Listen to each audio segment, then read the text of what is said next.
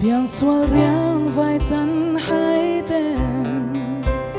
anh hay lâu mang ai tu ô xoang tua chia cha sẽ lâu mà sẽ lại na tu ero anh hay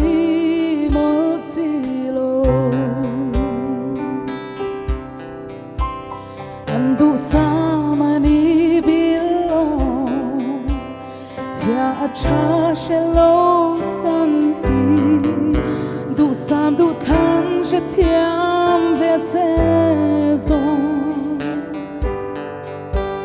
anh pan nghe yang Nazareth Isua chao chân to khoa re mani se cha thiam hai ran chân reng và Jerusalem anh tan buat saya tua anh dài về nghe lim top lao lâu tên xin mi mang ngày na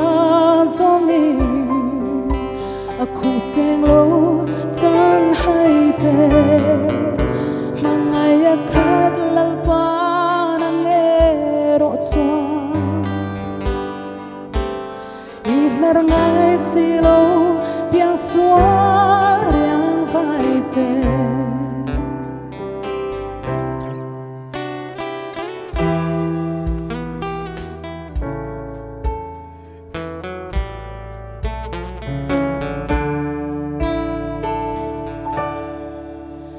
kan ngen chen tan lak pa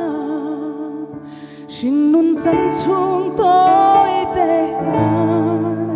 vong zelin quang qua la mang ai nai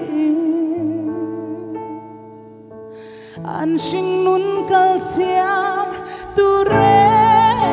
lang che piang swal rengan om van kanan mun mo ya chuan beram no ro